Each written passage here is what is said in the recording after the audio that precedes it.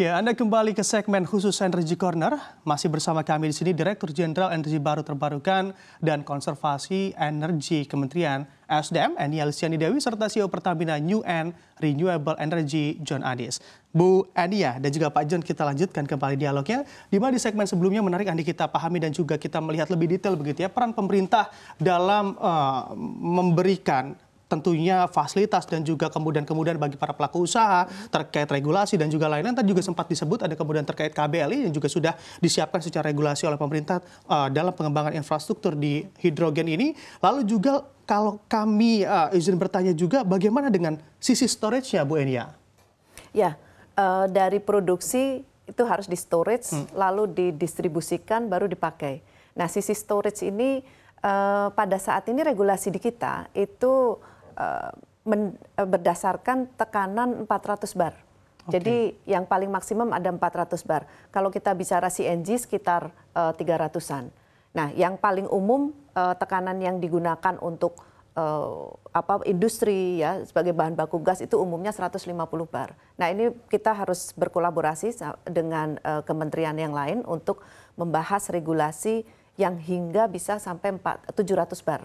Karena nanti sektor transportasi juga sebagai pengguna itu membutuhkan tekanan sampai lumayan tinggi ini 700 ya. Tapi kalau untuk distribusi saja atau pengantaran itu sekitar 200-300 sudah cukup gitu untuk sampai terdistribusikan di satu tempat gitu. Jadi kalau itu tidak perlu mengubah regulasi. Kalau sampai dengan utilisasi misalnya nanti ke sektor transportasi itu perlu adanya perubahan regulasi tekanan sampai dengan 700 bar. Nah, ini yang kemudian kita siapkan nanti setelah klasifikasi baku lapangan usaha ini selesai kita bisa lanjutkan untuk perubahan regulasi tersebut. Ini juga nanti terkait di dalam rancangan peraturan pemerintah yang sedang kita bahas juga. Oke, baik. Tentunya kami juga akan melihat begitu ya dari sisi pelaku atau pelaku usaha di sektor tersebut seperti apa sih melihat dari sisi storage-nya Pak John? Ya, yang pertama tentu saja kita lihat juga dari teknologi pemakaian di ujungnya gitu ya. Jadi semua itu kan hubungannya terkait semua gitu ya. Jadi dari dalam hal ini kendaraannya ya. Jadi FCV-nya seperti apa, sehingga nanti pengisiannya seperti apa. Karena kita ingin juga pengisian itu bisa cepat gitu, jangan sampai pengisiannya lama gitu kan. Itu salah satu concern. Keuntungan sekarang energi yang ada atau bensin yang ada sekarang kan ngisinya cepat. Kita harapannya bisa seperti itu. Sehingga memang dibutuhkan tekanan yang cukup tinggi. Tadi yang sampaikan Profesor Enia itu sekitar 700 bar. Nah, dari sisi kami melihat tentu saja ini harus aman lagi-lagi karena tekanan 700 bar itu sangat tinggi sekali ya.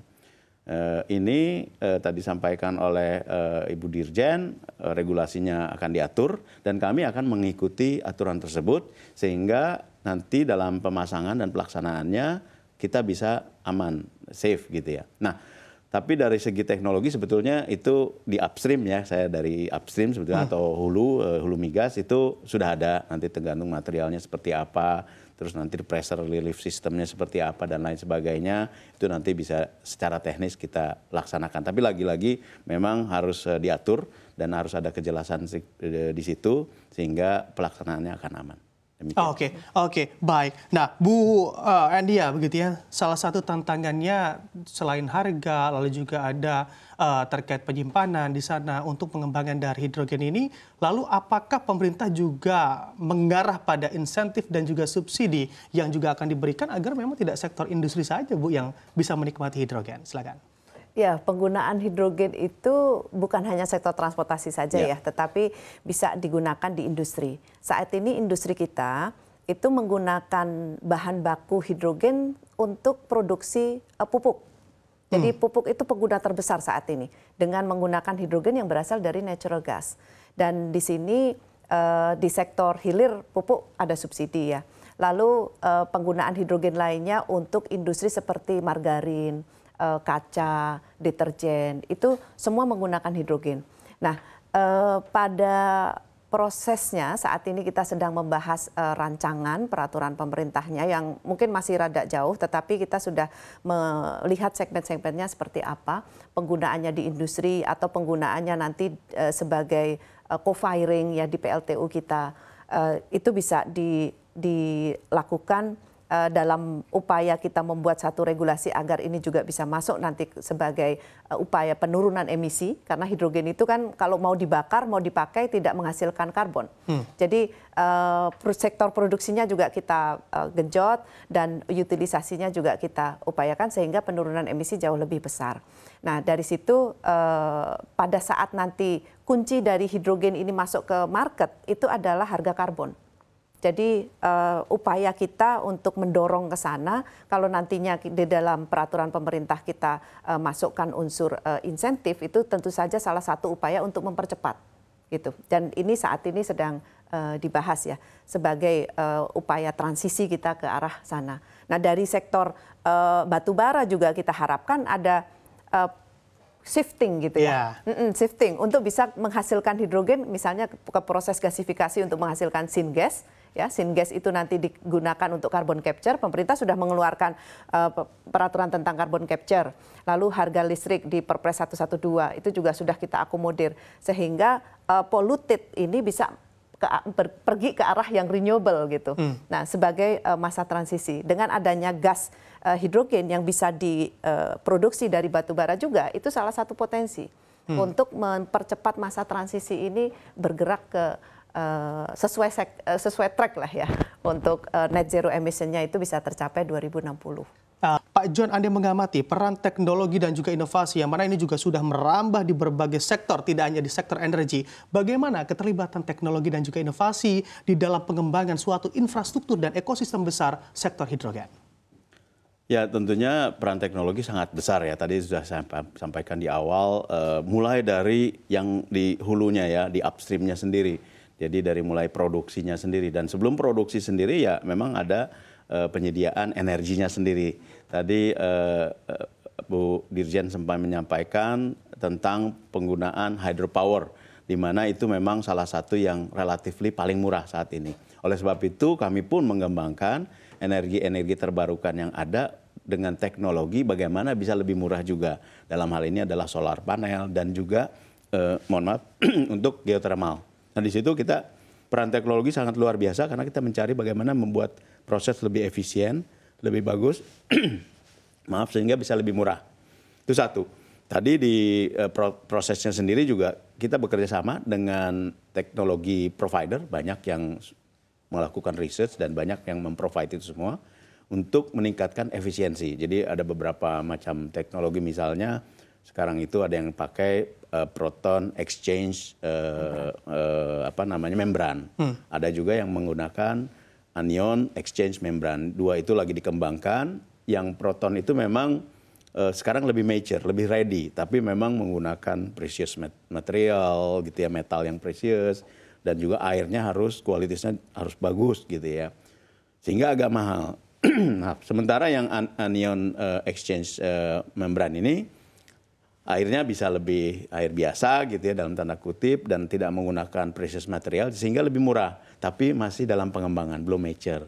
Nah ini terus dikembangkan, teknologi masih mencari itu dan juga meningkatkan efisiensi tadi. Sekarang di range 70% harapannya bisa meningkat. Nah itu dari segi produksinya. Dari segi distribusi kami diuntungkan karena kebetulan ya itu tadi integrated oil and gas company, kita punya misalkan untuk pakai shipping kita punya Pertamina International Shipping. Kalau misalkan suatu saat diperlukan, mereka juga lagi mempersiapkan diri nih bagaimana membantu untuk transportasi hidrogen untuk jarak jauh.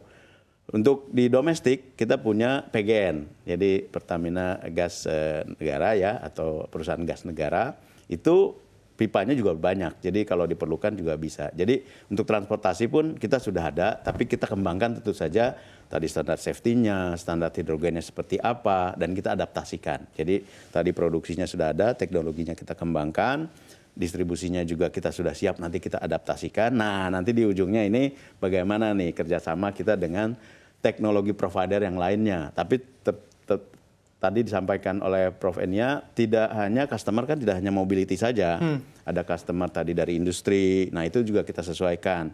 Industri pupuk, industri petrochemical, atau juga industri lainnya. Itu pun steel industri juga di luar itu memerlukan sebetulnya. Jadi nanti kita adaptasikan dengan kebutuhan mereka. Kemudian tentu saja ada industri listrik. Nah ini juga akan kita sesuaikan dengan apa yang mereka punya teknologinya di sana.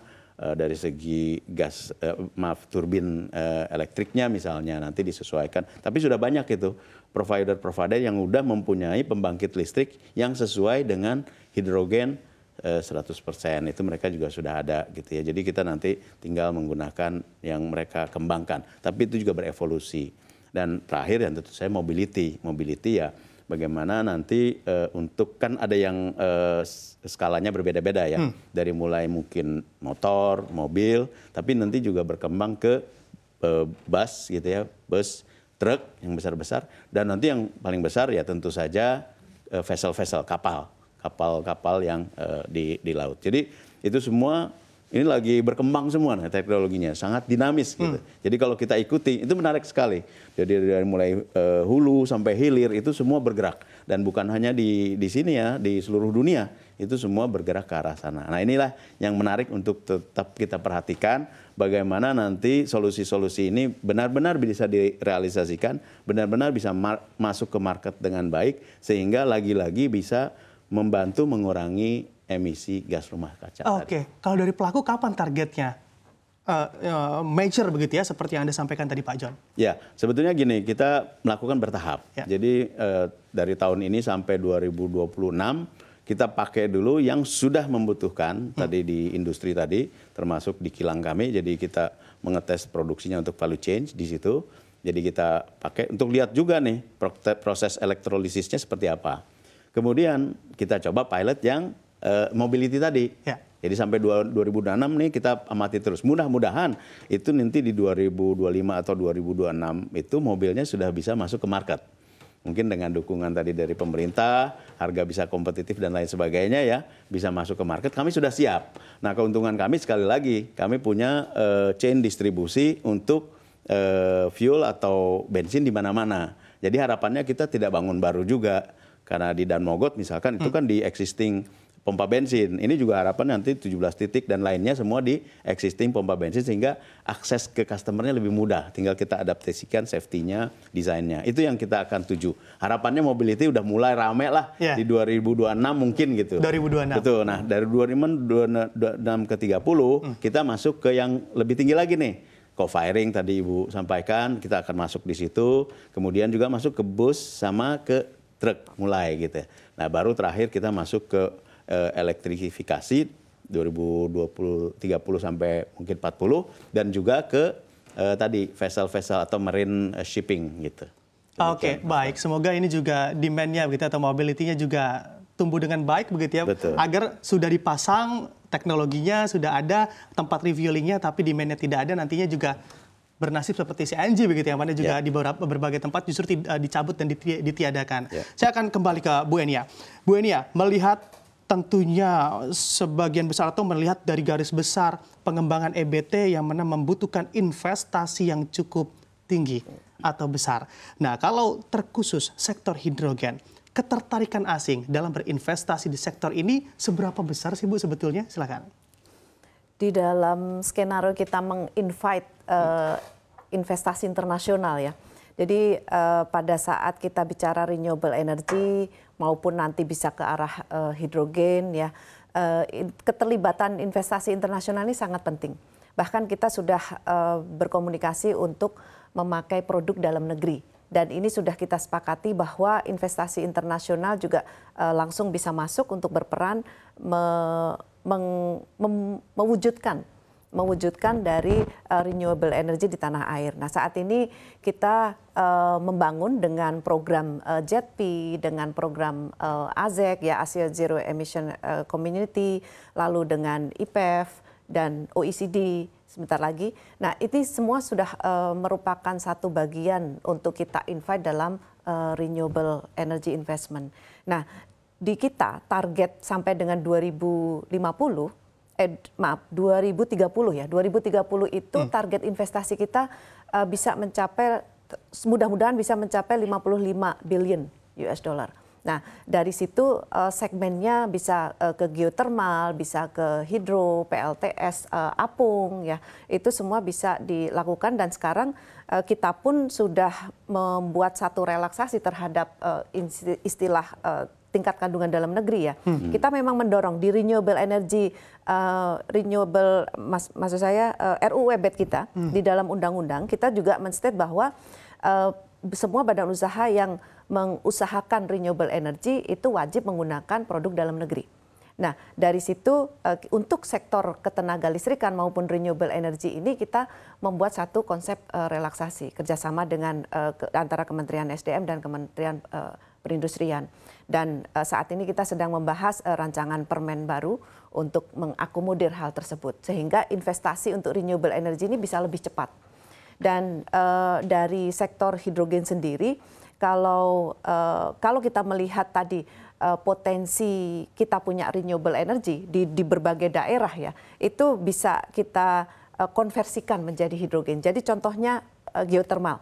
Kalau geothermal itu ada di satu tempat yang di mana potensinya besar, misalnya sampai 110 megawatt ataupun sampai dengan 400 megawatt ya. Tetapi demand di situ kecil, maka sisa dari listrik inilah yang bisa kita konversikan menjadi hidrogen. Karena bicara masalah harga ya, masalah harga kalau bukan sisa listrik nanti harganya tambah tinggi.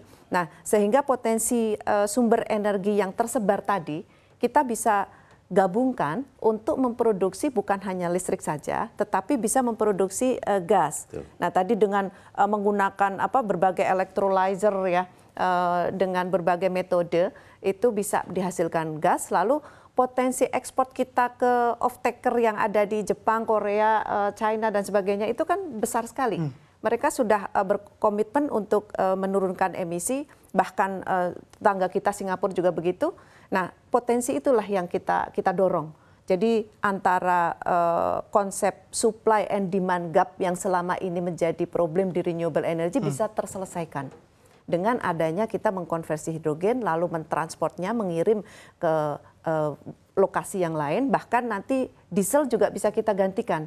Jadi hidrogen ini juga akan bisa masuk ke sektor dedieselisasi. Nah ini di negara kita BUMN-nya kan sudah bergerak semua ya, antara Pertamina, PLN sudah bergerak semua untuk juga menginisiasi program-program hidrogen ini. Oke, baik. Dengan tentunya investasi yang cukup masif, ini juga akan mempermudah begitu ya bagaimana pengembangan infrastruktur sektor EBT di tanah air. Terima kasih Bu Enia dan juga Pak John telah main-main di studio kami. Sukses dan sehat selalu pastinya untuk Anda berdua. Terima kasih. Terima kasih, Mas.